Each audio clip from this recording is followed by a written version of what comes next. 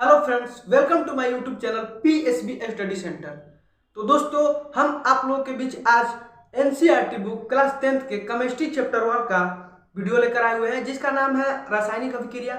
तो दोस्तों, ये जो वीडियो है आपके लिए बहुत ही इंटरेस्टिंग होने वाला है। तो आप बहुत ही बिना स्किप किए इसको देखते रहिए और हम बिना देर किए हुए चलते अपने वीडियो की ओर।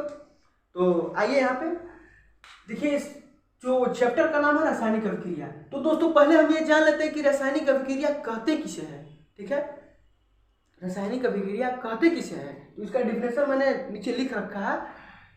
जब दो या दो से अधिक पदार्थ मिलकर एक या एक से अधिक नए गुणधर्म वाले पदार्थ का निर्माण करते हैं तो उसे क्या कहते हैं?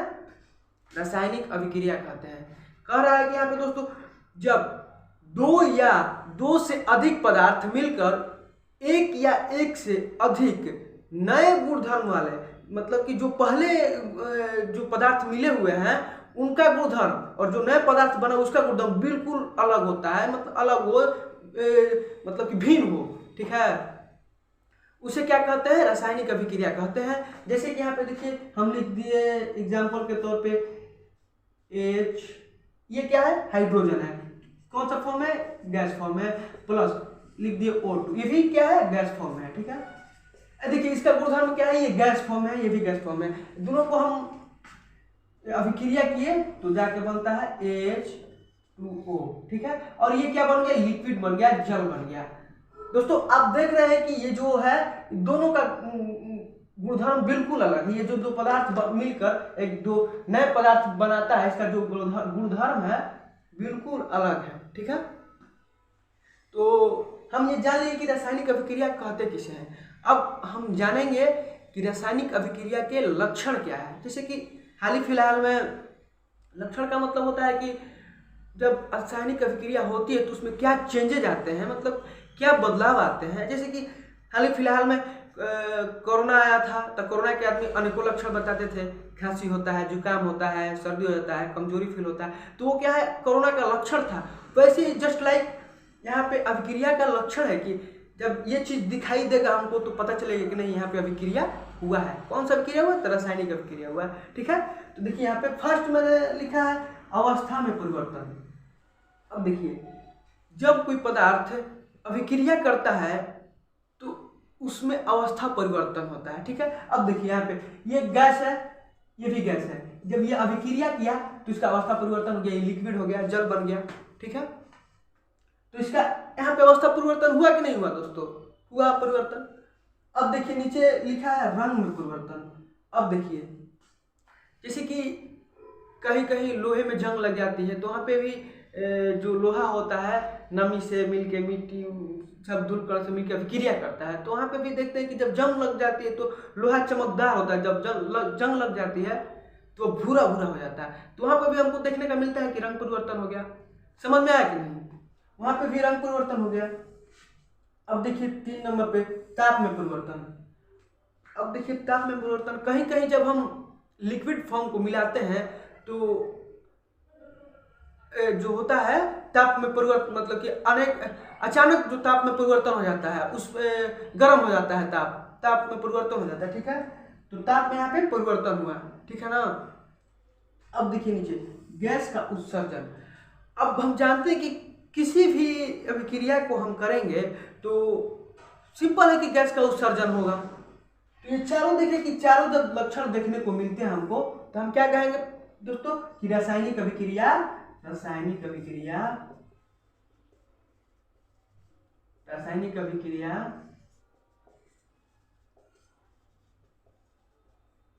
रासायनिक अभिक्रिया हुआ है। ठीक है, इतना हम लोग जान लिए कि रासायनिक अभिक्रिया कहते किसे हैं और इनके क्या लक्षण है। तो दोस्तों, हम चलते हैं अब अगले पेज की तरफ, जिसमें बताएंगे कि रासायनिक अभिक्रिया हमारे दैनिक जीवन में क्या क्या रासायनिक अभिक्रिया होते हैं। अगले पेज में हम बता रहे हैं। ठीक है, तो देखिए फ्रेंड, अब हम लोग जानेंगे कि हमारे जो रासायनिक अभिक्रिया है, हमारे दैनिक जीवन में रासायनिक अभिक्रिया कैसे उपयोग होता है। हमारे जो दैनिक जीवन है उसमें रासायनिक अभिक्रिया का क्या क्या यूज है। ठीक है, तो देखिए फर्स्ट नंबर यहाँ पे है दैनिक जीवन में होने वाली रासायनिक अभिक्रिया। ठीक है, कौन कौन है? पहला नंबर है कि भोजन का पचना। अब देखिए हम लोग जो भोजन खाते हैं और जो भोजन पचता है वो भी क्या है, एक रासायनिक अभिक्रिया है, ठीक है। और देखिए श्वसन, और जो हम श्वास लेते हैं, जो लिए श्वसन, ठीक है, सांस लेना नहीं, श्वसन, सांस लिए और फिर इसको CO2 बाहर निकाले, इसको क्या बोलते हैं हम, इसको भी बोलते हैं रासायनिक अभिक्रिया, ठीक है। ये भी एक रासायनिक अभिक्रिया है। और लोहे पर जंग लगना, पहले मैंने बता चुका है कि जब लोहा पे नमी, धूल, कण जब मिलकर अभिक्रिया करते हैं तो उसको क्या कहते हैं, मतलब कि वहाँ पे भी रासायनिक अभिक्रिया होता है। देखते हैं कि अक्सर जो हम लोग की गेटें होती है, लोहे की जो गेट होती है, वहाँ पे बरसात के दिनों में जब धूल मिट्टी पे पड़ता है पानी, तो सब मिलकर जाकर उसमें चिपक जाता है, धूल कर क्या करता है, धीरे धीरे अभिक्रिया करके उसको जंग लगा देता है। तो क्या वही यहाँ पे बता रहा, लोहे पर जंग लगना एक रासायनिक अभिक्रिया है जो हमारे दैनिक जीवन में देखने को मिलता है। दही का बनना, अब देखिए दूध से दही का बनना भी एक रासायनिक अभिक्रिया, जो हम हमेशा दही खाते हैं, दूध खाते हैं, ये भी हमारे दैनिक जीवन में हमेशा उपयोग होने वाला चीज़ है, ठीक है ना। अब देखिए हम आगे चलते हैं, आगे इस पेज के बाद हम बताने वाले हैं आपको कि अभिकारक क्या है, ठीक है। जैसे कि पहले हम लोग जाने थे, पहले फ्रेंड इसका स्क्रीनशॉट ले लीजिए। आई होप इसका स्क्रीनशॉट आप ले लिए होंगे, ठीक है। अब देखिए मैं अगले पेज में बताने वाला हूँ कि अभिक्रिया क्या है और उत्पाद क्या है। जैसे कि मैं यहाँ पे H+O2+H2O लिखा था, ठीक है। तो ये हुआ अभिक्रिया, अभिकारक, ठीक है। और ये हुआ ये हुआ गोज़ टू, ये हुआ उत्पाद, ठीक है। तो हम लोग जानेंगे कि अभिक्रिया क्या है और उत्पाद क्या है, ठीक है। तो ठीक है फ्रेंड, तो चलते हैं अगले पेज पे। अब मैं बताने वाला हूँ कि अभिकारक क्या है और उत्पाद क्या है, ठीक है। तो इसमें देखिए कि यहाँ पे लिखा हुआ अभिकारक, ठीक है, अभिकारक लिखा हुआ है। अभिकारक ऐसे पदार्थ जो रासायनिक अभिक्रिया में भाग ले, जब अभिक्रिया होता है तो वैसे पदार्थ जिसमें जो भाग लेता हो उसको क्या कहते हैं, अभिक्रिया कहते हैं, अभिकारक कहते हैं, सॉरी। और अभिकारक को क्या कहते हैं, अभिक्रमक भी कहते हैं। क्या कहते हैं,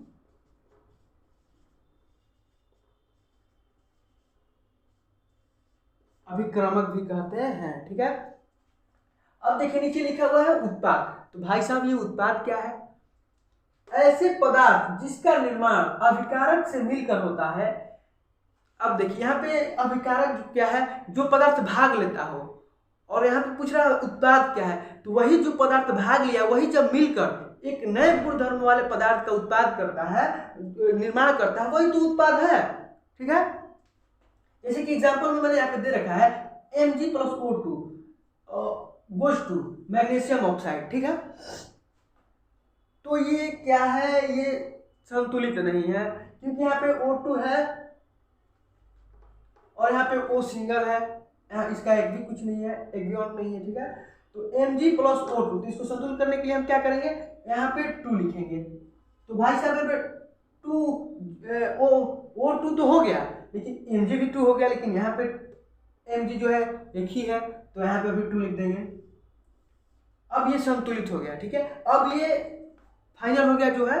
अब देखिए हम इसको बताते हैं, ये क्या है, ये जो भाग ले, देखिए तो बताया कि जो अभिक्रिया में जो भाग ले उसको क्या कहते हैं, अभिकारक। तो ये क्या है, अभिकारक है।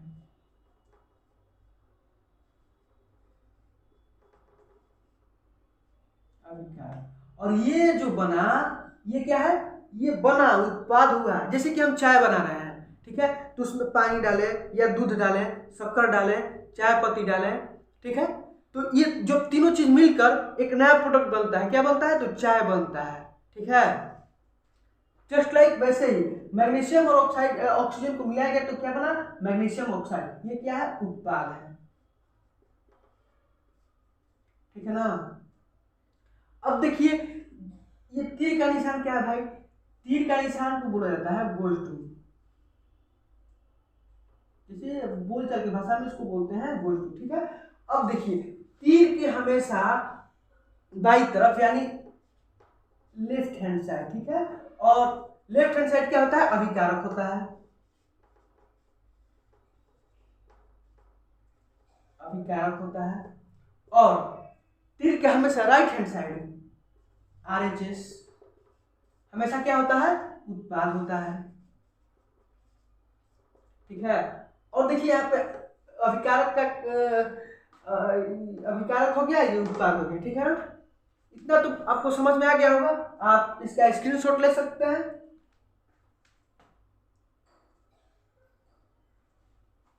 आई होप कि आप इसका स्क्रीनशॉट ले लिए होंगे। तो मैं चलता हूं अगले पेज की तरफ। ठीक है, तो बने रहिए। देखिए फ्रेंड्स, हम लोग जानेंगे कि रासायनिक समीकरण, तो रासायनिक समीकरण किसे कहते हैं। ठीक है, तो फ्रेंड्स यहाँ पे लिखा हुआ रासायनिक समीकरण, इसका डिफिनेशन होता है कि रासायनिक अभिक्रिया को रासायनिक समीकरण द्वारा निरूपित किया जाता है या लिखा जाता है। कहीं पूछ जाए कि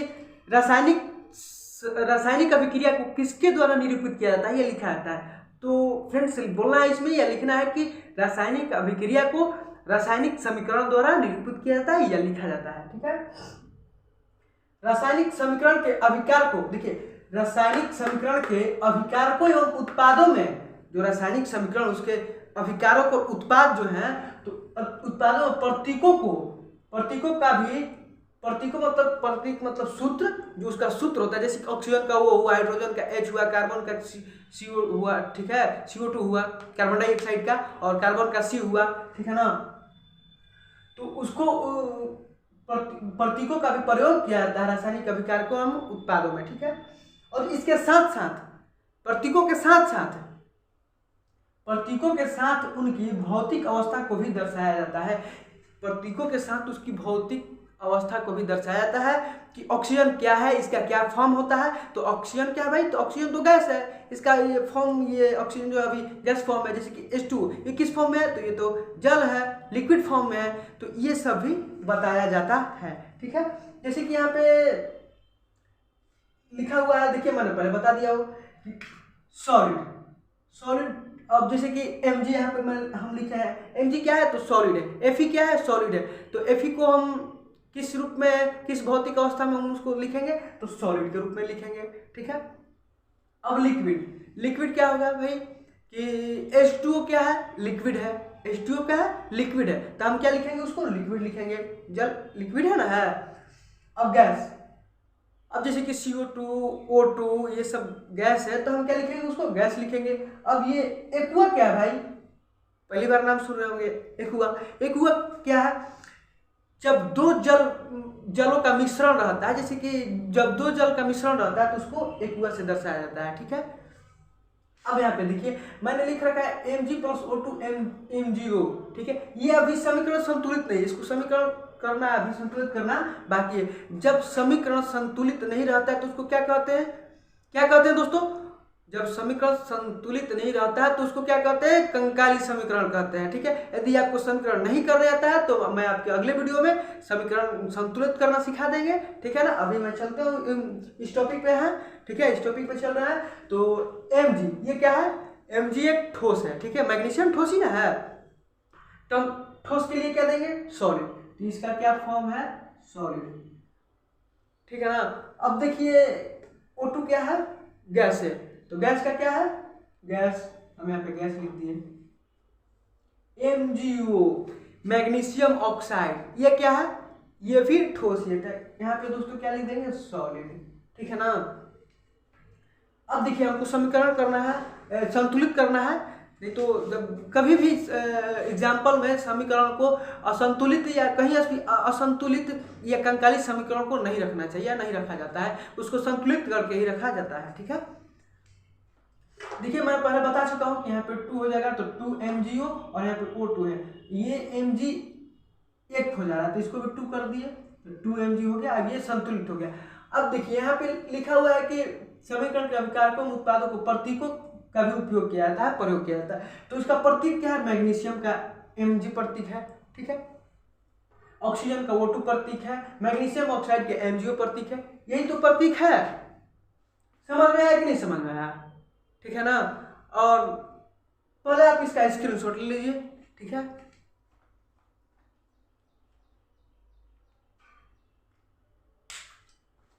आई होप दोस्तों कि आप इसका स्क्रीनशॉट ले लिए होंगे। तो मैं बिना देर किए हुए चलता हूँ अपने अगले पेज की तरफ। ठीक है, तो आप बने रहिए और मजे से देखिए, एकदम फनी वीडियो है दोस्तों, एकदम फनी तरीका से देखिए उसको। ठीक है ना, चलते हैं मैं अगले पेज की तरफ। अब देखिए फ्रेंड्स, हम चलते हैं बताएंगे रासायनिक अभिक्रिया के प्रकार। तो रासायनिक अभिक्रिया वैसे 5 प्रकार के होते हैं। ठीक है, और ताप के आधार पर 2 प्रकार के होते हैं, लेकिन मैं फिलहाल अभी 5 प्रकार की अभिक्रिया का वर्णन करूंगा। ठीक है, बारी बारी से मैं अभिक्रिया के बारे में बताऊंगा। तो फर्स्ट अभिक्रिया है जो क्या है, तो संयोजन अभिक्रिया। ठीक है, तो संयोजन अभिक्रिया कहते किसे हैं? इस अभिक्रिया में, मतलब संयोजन अभिक्रिया में दो या दो से अधिक अभिकारक मिलकर एक एकल पदार्थ का निर्माण करते हैं। जैसे कि संयोजन अभिक्रिया क्या है? जब इसमें दो पदार्थ मिलकर एक अलग पदार्थ का निर्माण करते हैं, एक ही अलग पदार्थ का निर्माण करते हैं। जब दो पदार्थ मिलकर एक पदार्थ का निर्माण करते हैं, एक से अधिक नहीं, उसे क्या करते हैं? संयोजन अभिक्रिया कहते हैं। और उसे ही मतलब कि एक एकल पदार्थ कहते हैं, एकल पदार्थ का निर्माण करते हैं। जैसे कि मैं एग्जांपल देकर बता रहा हूं, जैसे कि दहन, कोयले का दहन। ठीक है, कोयले का दहन एग्जांपल में कोयले का दहन। अब देखिए सी हो गया, सी मतलब क्या हो गया? कार्बन हो गया। कार्बन किस रूप में रहता है? कार्बन का फॉर्म होता है सॉलिड होता है, ठोस में होता है कार्बन। ठीक है, और हम कोयले के दहन में क्या होता है? मान लीजिए कि कार्बन हो गया, किसी भी चीज को जलाने के लिए हमें ऑक्सीजन की जरूरत पड़ती है। ठीक है, ये तो साधारणतः बात है और किसी को पता होगा। तो हम यहाँ पे O2 लेंगे, और O2 किस फॉर्म में है? तो O2 भी क्या है? गैस फॉर्म में है, गोज टू। देखिए ये जो चिन्ह है, इसको मतलब एरो बोला जाता है। इसको बोलचाल की भाषा में हम बोल सकते हैं गोज टू बोल सकते हैं ऐसे। ठीक है, गोज टू तो क्या बनता है? कार्बन और O2 मिलकर क्या बनता है? मतलब कि कोयले का दहन होता है। ठीक है, तो जब कोयले का दहन होता है तो क्या मिलता है? इधर CO2, क्या मिलता है? CO2 मिलता है। और CO2 किस फॉर्म में? भी गैस फॉर्म में है। ये हुआ संयोजन अभिक्रिया। ठीक है, इसके दो पदार्थ मिलकर एक ही पदार्थ का निर्माण किया। अब इससे अधिक पदार्थ का निर्माण नहीं हो सकता है, उसको क्या बोले? संयोजन अभिक्रिया बोले। ठीक है, अब जैसे कि जल का निर्माण, जल के निर्माण में किस चीज की आवश्यकता होती है? क्योंकि जल का निर्माण कैसे होता है? तो जल का निर्माण में क्या करेंगे कि यहाँ पे H2 ले लेंगे। H2 क्या है? तो ये भी गैस है। ठीक है, इसको G लिख देंगे, गैस फॉर्म में है। प्लस O2, ये भी गैस है, गोज टू H2O। ये क्या बन गया भाई साहब? देखिए ये बन गया लिक्विड, जल बन गया। क्या है ये? जल है, जल का निर्माण हो गया। ठीक है, अब देखिए दो अलग अलग पदार्थ मिलकर एक नए पदार्थ बनाए, मतलब एक ही पदार्थ बना, इसको क्या बोला जाता है? संयोजन अभिक्रिया बोला जाता है। एकल पदार्थ बना, इसको संयोजन अभिक्रिया बोला जाता है। अब देखिए ये क्या है कि ये असंतुलित है, इसको संतुलित कैसे करेंगे? अब देखिए मिलाएंगे, इधर जो प्रोडक्ट हम लोग का बना है उधर क्या है? जो H है हाइड्रोजन है, वो दो है, और जो ऑक्सीजन है वो 1 है, और इधर ऑक्सीजन क्या है? 2 है।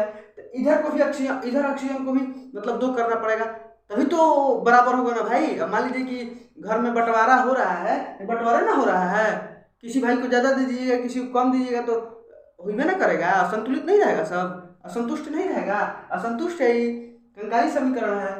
तो यहाँ से क्या होगा कि वो 2 है, मतलब 2 है यहाँ पे, तो हम यहाँ पे 2 लिख देंगे। ठीक है, अब देखिए यहाँ पे ये हो गया 2 2 4, हाइड्रोजन हो गया 4 हो गया, और ऑक्सीजन क्या हो गया?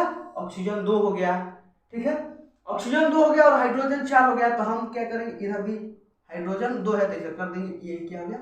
4 हो गया। अब क्या हो गया? संतुलित हो गया। तो संतुलित तो समझ में आ ही गया।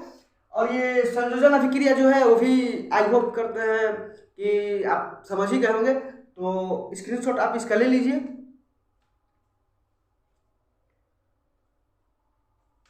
आई होप फ्रेंड्स कि आप इसका स्क्रीनशॉट ले लिए होंगे। तो मैं चलता हूँ अगले इसके जो दूसरा अभिक्रिया है, दूसरा अभिक्रिया की ओर चलते हैं अगले पेज की तरफ। देखिए फ्रेंड्स, हम रासायनिक अभिक्रिया के दूसरे प्रकार की ओर चल दिए हैं। ठीक है, ये दूसरा प्रकार है। दूसरा प्रकार क्या है? वियोजन अभिक्रिया है। तो इस अभिक्रिया में क्या होता है, मैं पहले इसको पढ़ दे रहा हूँ। इस अभिक्रिया में एक अभिकारक टूटकर दो या दो से अधिक उत्पाद का निर्माण करता है, उसे क्या कहते हैं? वियोजन अभिक्रिया। तो फ्रेंड्स, यहाँ पे ये कह रहा है वियोजन अभिक्रिया की, जैसे कि ये बोर्ड मार्कर हो गया, ठीक है, ये मार्कर हो गया, ये एक अभिकारक है। ठीक है, जब हम इसको तोड़ेंगे, ये अभिकारक है। ठीक है, हम इसको तोड़े तो ये दो उत्पाद में बट गया। ठीक है, तो इस अभिक्रिया को क्या कहेंगे? हम वियोजन अभिक्रिया कहेंगे। इस अभिक्रिया को क्या कहेंगे? तो वियोजन अभिक्रिया कहेंगे। जैसे कि CaCO3,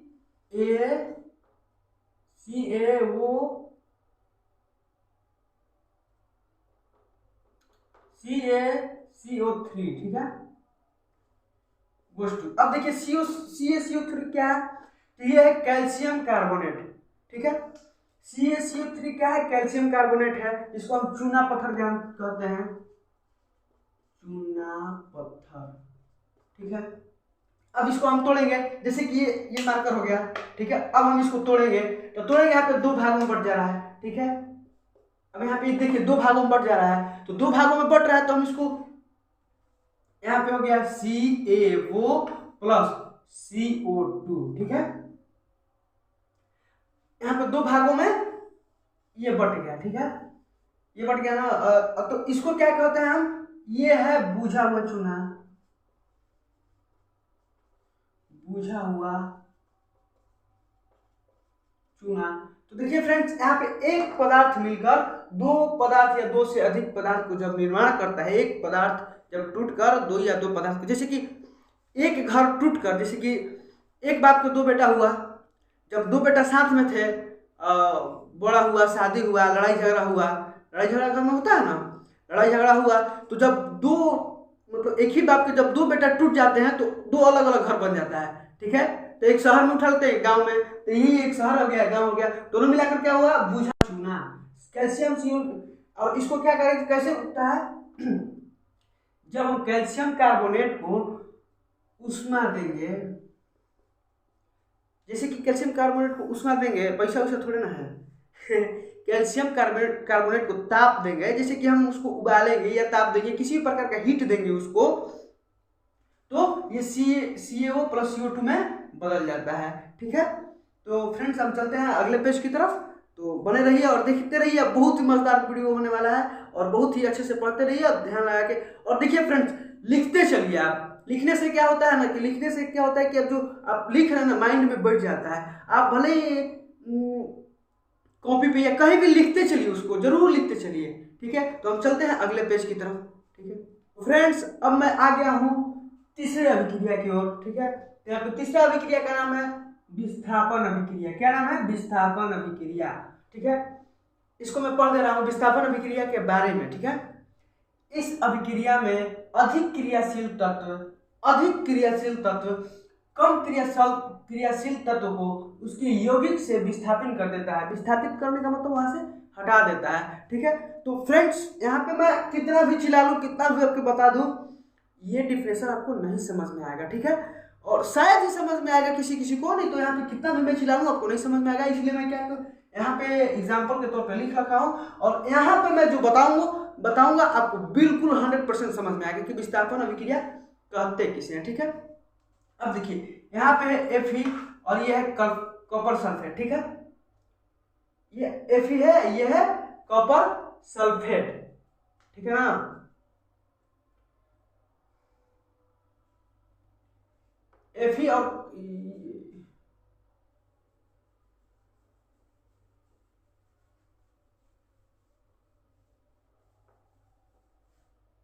क्या है, ये Fe है और ये कॉपर सल्फेट है। ठीक है, तो हम कॉपर सल्फेट पे क्या करेंगे, कॉपर सल्फेट को बोल रहे हैं, सॉरी। यहाँ पे देखिए Fe सॉलिड है और कॉपर सल्फेट क्या है? कॉपर सल्फेट एक्वा है। जैसे एक्वा मतलब क्या होता है, मैंने आपको पीछे बता चुका है कि एक्वा का मतलब होता है मिश्रण। एक्वा क्या है? तो यहाँ पे मिश्रण है। ठीक है, तो यहाँ पे मैं आपसे लिख दे रहा हूँ, जैसे कि Fe सॉलिड है और प्लस CuSO4 क्या है, हुआ है गोज टू। अब देखिए इसको कैसे बनाएंगे।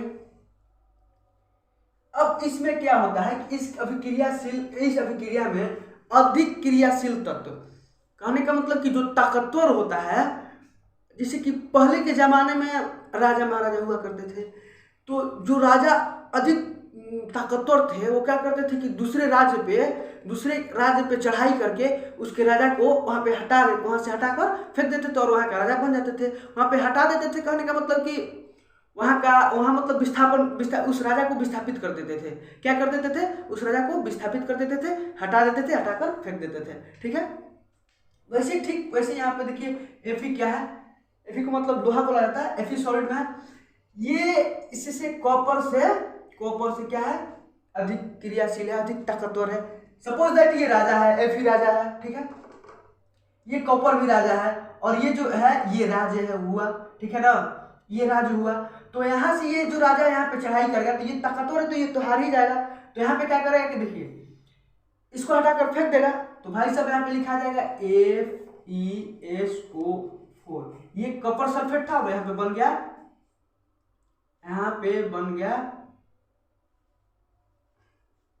Ferrous sulphate. ठीक है, और जो बच्चे जैसे कि राजा महाराजा हार जाते थे तो किनारे अपना हट जाते थे, कहीं अपना गुजारा बसरा करते थे। सपोज दैट वही शिव बेचारा कॉपर बेचारा इधर पड़ा हुआ है,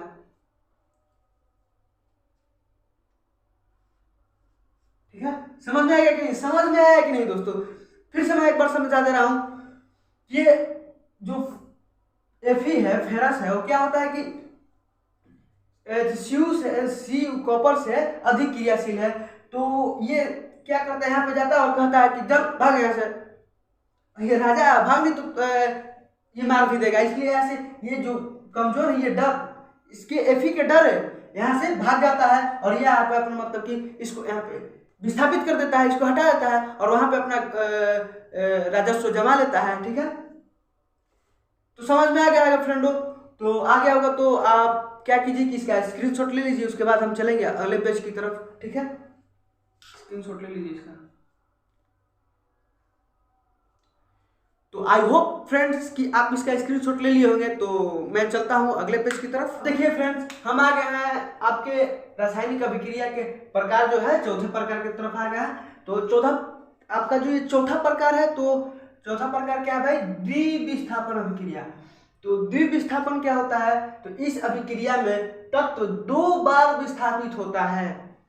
कहने का मतलब कि ये जो पिछले विस्थापन अभिक्रिया पढ़े उसमें क्या होता है कि जो क्रियाशील तत्व होता है, जो अधिक क्रियाशील तत्व होता है वो कम क्रियाशील तत्व को विस्थापित करता है। लेकिन यहाँ भाई सब क्या होगा? 2 बार विस्थापित होगा। ठीक है, तो आपको मैं समझा दे रहा हूँ, एग्जाम्पल के तौर पे मैंने दे रखा है कि देखिए एग्जाम्पल के तौर पे ही Na2SO4 मतलब सोडियम सल्फेट और BaCl2, B मतलब बेरियम, Cl2 मतलब बेरियम क्लोराइड। ठीक है, अब देखिए यहाँ पे क्या होगा, यहाँ पे 2 बार जो होगा ना, यहाँ पे 2 बार क्या होगा? विस्थापित होगा। अब देखिए जैसे कि बच्चा लोग है, 2 कुर्सी है, ठीक है, एगो पे एक बैठा है, तो वो बोला कि अरे हट हम उस पे बैठेंगे। ठीक है, बोला कि हट हम उस पे बैठेंगे, तो वो उस पे बैठा तो ये वाला तो खाली रह जाएगा, ये वाला तो खाली होगा ना। तो क्या करता है कि ये बेचारा अपना कुर्सी छोड़ता है तो उसका तो कुर्सी खाली हो जाता है, तो जाके क्या करता है कि उस पे बैठ जाता है। ठीक वही यहाँ पे प्रोसेस हुआ है। तो देखिए यहाँ पे क्या होता है कि यहाँ पे Na2, ठीक है, तो Na2 क्या करता है कि यहाँ पे विस्थापित करता है। यहाँ पे जब विस्थापित करता है तो कहता है कि हट, बेरियम को यहाँ से हटा देता है। ठीक है, तो जब यहाँ से बेरियम को हटा देता है तो क्या बन जाता है? NaCl2 बन जाता है। ठीक है, बन जाता है। तो यहाँ पे तो बच जाता है SO4 और ये जो बेरियम है, बेरियम निकल कर आ जाता है, यहाँ पे बेरियम निकल कर आ जाता है। तो बेरियम क्या करता है भाई साहब? बेरियम यहाँ पे विस्थापित कर देता है, ठीक है।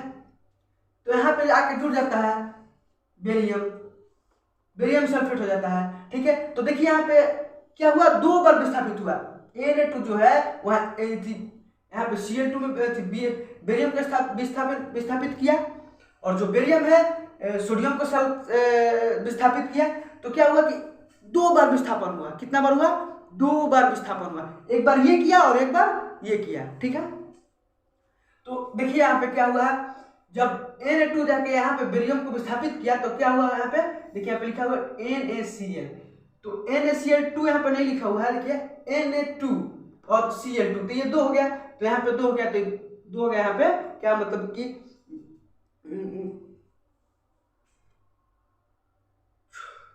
2NaCl है उसको संतुलित कर दिया गया है, ठीक है।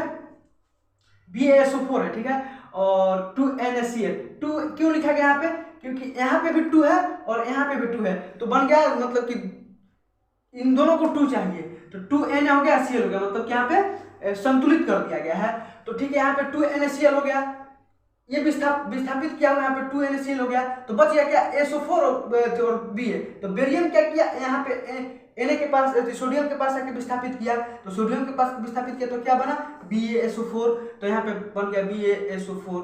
तो इस प्रकार आप देखिए कि ये 2 बार विस्थापन अभिक्रिया हुआ, और जो पदार्थ है एक दूसरे को विस्थापित करते हैं बारी बारी से, मतलब कि 2 बार विस्थापित करते हैं। एक बार बेरियम विस्थापित करता है, एक बार बेरियम विस्थापित करता है, और एक बार सोडियम विस्थापित करता है। तो इस प्रकार आप द्विविस्थापन अभिक्रिया को समझ गए होंगे, ठीक है। तो आप इसका स्क्रीनशॉट ले लीजिए, ठीक है।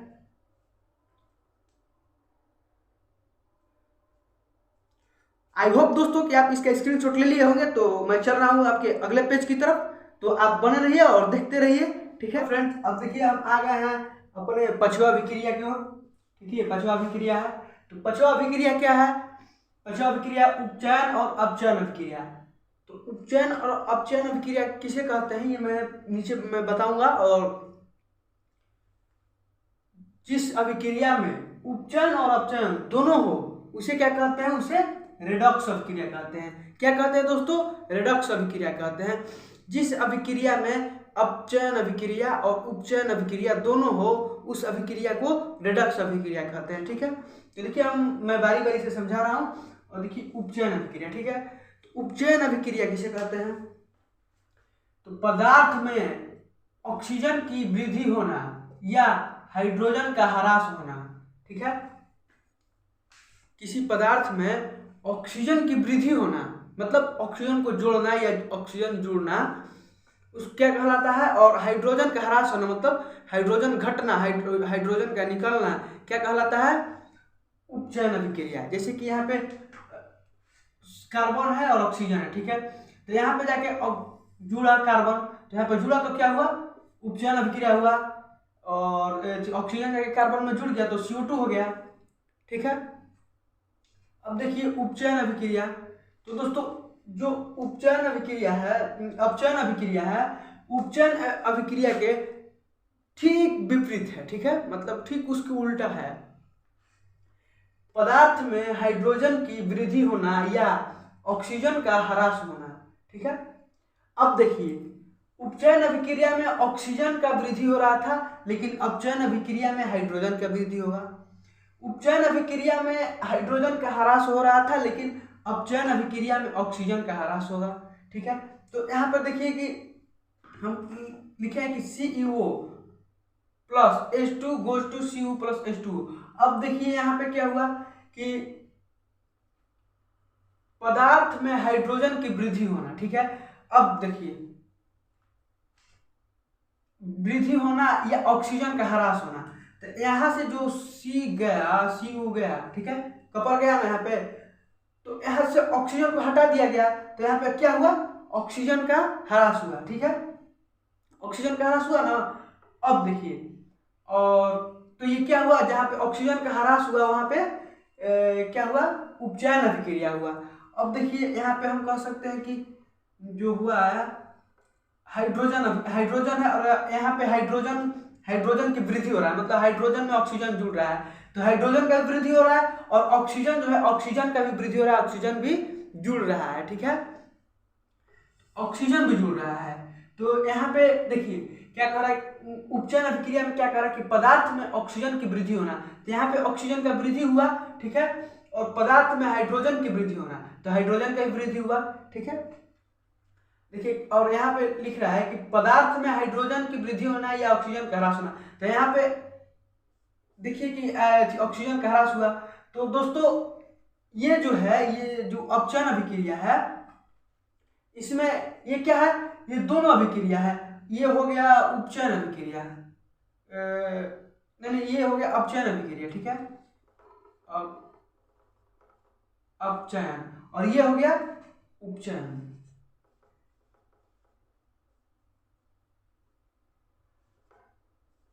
ठीक है, तो जिस अभिक्रिया में दोनों अभिक्रिया, उसे क्या कहते हैं, उसे रेडॉक्स अभिक्रिया कहते हैं। क्या कहते हैं दोस्तों, उसे रेडॉक्स अभिक्रिया कहते हैं।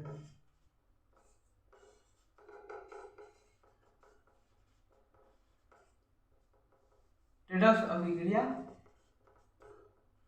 कहते हैं, ठीक है, समझ में आया कि फिर मैं एक बार समझा दे रहा हूं। देखिए अब उपचयन अभिक्रिया क्या होता है कि इसमें ऑक्सीजन की वृद्धि होती है और हाइड्रोजन का ह्रास होता है। तो वृद्धि और ह्रास आप समझ ही गए होंगे, वृद्धि का मतलब कि ऑक्सीजन का जुड़ना और ह्रास का मतलब कि हाइड्रोजन का निकलना, ठीक है। इसके ठीक विपरीत होता है, इसमें अपचयन अभिक्रिया में हाइड्रोजन की वृद्धि होती है और ऑक्सीजन का ह्रास होता है। लेकिन जिस अभिक्रिया में ये दोनों हो तो उसे क्या कहते हैं, उसे रेडॉक्स अभिक्रिया कहते हैं, ठीक है। तो आप इसका स्क्रीनशॉट ले लीजिए।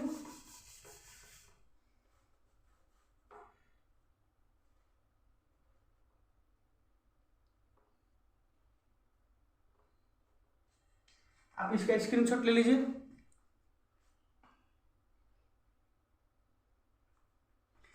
आई होप दोस्तों कि आप इसका स्क्रीनशॉट ले लिए होंगे और आपको पढ़ने में बहुत ही मजा आ रहा होगा। तो लास्ट तक बने रहिए और मैं चल रहा हूँ अपने अगले पेज की तरफ, तो बने रहिए आप। आइए दोस्तों अब हम बात करते हैं उपचयन अभिक्रिया के प्रभाव। तो ऐसे तो उपचयन अभिक्रिया के प्रभाव, दो प्रभाव होते हैं, संक्षारण और विकृत गंधिता। तो हम पहले संक्षारण के बारे में बात करेंगे, ठीक है। तो संक्षारण के यहाँ पे मैं जो डिफिनेशन है मैं लिख दिया हूँ कि जब कोई भी धातु आर्द्रता, वायु, पानी, अम्ल आदि के मतलब किससे जब संपर्क में आते हैं, जब कोई भी धातु हो, जब हवा, पानी, आर्द्रता मतलब कि नमी में जब संपर्क में आते हैं तो क्या होता है, उनमें दोस्तों जंग लगना शुरू हो जाता है, ठीक है। देखिए मैं अब यह संक्षारण की ये परिभाषा आप लिख सकते हैं, ठीक है ना। अब देखिए मैं नीचे उदाहरण लिख रखा हूँ कि लोहे पर जंग लगना। तो दोस्तों आप लोग देखे होंगे कहीं घर में कि घर में जब दरवाजा लगता है लोहे का तो नया रहता है, लेकिन कुछ लंबे समय के बाद उसके नीचे वाली परत में भूरा भूरा टाइप पे लगने लगता है, सब झरने लगता है। तो क्या है दोस्तों, वो लोहे पर जंग लगना है, ठीक है। वो क्या हुआ, लोहे पर जंग लगा है, ठीक है, उसको क्या कहते हैं, लोहे पर जंग लगना कहते हैं। अब देखिए चांदी पर काली परत। अब देखते हैं दोस्तों कि आपके अगल बगल या आप भी चांदी का जो सिल्वर है उसका आभूषण पहनते हैं, कोई अंगूठी पहनता है या कोई माला वगैरह पहनता है, जो भी हो। तो लंबे समय के बाद क्या होता है कि उसके ऊपर काला परत चढ़ने लगता है। तभी तो हम जाते हैं सोनार भाई के यहाँ साफ करवाने। तो क्या होता है, उसके मतलब कि जंग को हम साफ करवाने जाते हैं। जो सिल्वर के ऊपर जो काली परत लग जाती है उस जंग को हम साफ करवाने जाते हैं, ठीक है। अब देखिए नीचे लिखा हुआ है तांबे पर हरी परत। तो आप लोग देखे होंगे कि घर में तांबा का जो बर्तन होता है उसमें पानी मतलब कि पानी पीने के लिए ज़्यादा उपयोग किया जाता है, तांबे में मतलब ज़्यादा फायदेमंद होता है पीने में, ठीक है। तो उसके नीचे पेंदी में देखिएगा कि हरा हरा लगा हुआ है, ठीक है। तो क्या है दोस्तों, जंग है, मतलब कि उस पर जंग लगा हुआ है। देखे हुए कहीं कि तांबे का वायर भी आता है बिजली का, तो देखे होंगे कि कहीं से वायर खींच कर लाया गया है घर में, तो देखिएगा कि उस वायर के ऊपरी पद पर मतलब हरा हरा लगा हुआ है, ठीक है। तो आप इसका स्क्रीनशॉट ले लीजिए और मैं आशा करता हूं कि आप समझ में आ रहा होगा, ठीक है ना। तो पहले आप इसका स्क्रीनशॉट ले लीजिए। तो आई होप दोस्तों कि आप इसका स्क्रीनशॉट ले लिए होंगे। तो मैं और बिना देर किए चलता हूं विकृत गंधिता की ओर। तो बने रहिए आप लोग लास्ट तक वीडियो में और लाइक करते रहिए, ठीक है। तो चलिए अब अगले पेज की तरफ चलिए दोस्तों, अब हम बात कर लेते हैं विकृत गंधिता की। तो विकृत घनीयता क्या है, चलिए इसका मतलब इसको बारीकी से समझ लेते हैं। तो विकृत घनीयता क्या है कि वसा युक्त और तैलीय खाद्य पदार्थ, मतलब कि जो हमारे घर में भोजन पकते हैं, जो जिसमें फैट होता है या जो तेल में होते हैं, तेल से बने होते हैं, उसमें तेल युक्त रहते हैं या वसा युक्त रहते हैं, वैसे पदार्थ जब वायु के संपर्क में आने पर वैसे पदार्थ वायु के संपर्क में आने पर उपचयित हो जाता है। जैसे कि वैसे पदार्थ जो जिसमें वसा युक्त हो और तेल युक्त हो, मतलब मिला हुआ हो, उसको यदि हम लंबे समय तक वायु के संपर्क में छोड़ दें, ऑक्सीजन के संपर्क में छोड़ दें, तो क्या होता है, वो उपचयित हो जाता है। तो उपचयित होने का मतलब कि उसमें से खट्टा खट्टा गंध आने लगता है, बू आता है उसमें से। अब खाएंगे तो खट्टा लगता है, वो तो टेस्ट करने के बाद पता चलेगा। तो क्या हुआ, वहां पे उपचयित हुआ, ठीक है। उसको क्या कहते हैं, विकृत घनीयता कहते हैं। तो आप लोग दोस्त कहेंगे कि जो पैकेट में आता है चिप्स वगैरह या नमकीन या कुरकुरे जो भी आता है, तो वो क्यों नहीं खराब होता है। तो दोस्तों मैं बता दे रहा हूँ आपको कि उस जो पैकेट होता है, जो थैली, उसके अंदर जो चिप्स रहता है, तो हमेशा क्वेश्चन पूछता है बोर्ड में, ठीक है, कि चिप्स की थैली में कौन सी गैस भरी जाती है। तो नाइट्रोजन गैस भरी जाती है, जिससे वो वायु ऑक्सीजन का संपर्क नहीं रहता है उसमें, ठीक है, इसलिए वह खराब नहीं होता है, ठीक है दोस्तों। तो हमेशा याद रखिएगा, लिख लीजिए कहीं कि चिप्स की या कुरकुरे जो भी थैली आती है, पैक उधर से आती है, तो उसकी थैलियों में नाइट्रोजन गैस भरा होता है, जिससे हमारी खाने की जो सामान होती है वो खराब नहीं होती है, वो मतलब कि वो विकृत घनीयता उसका नहीं होता है, ठीक है, वो उपचयित नहीं होता है। समझ में आ गया। तो आप इसका स्क्रीनशॉट ले लीजिए।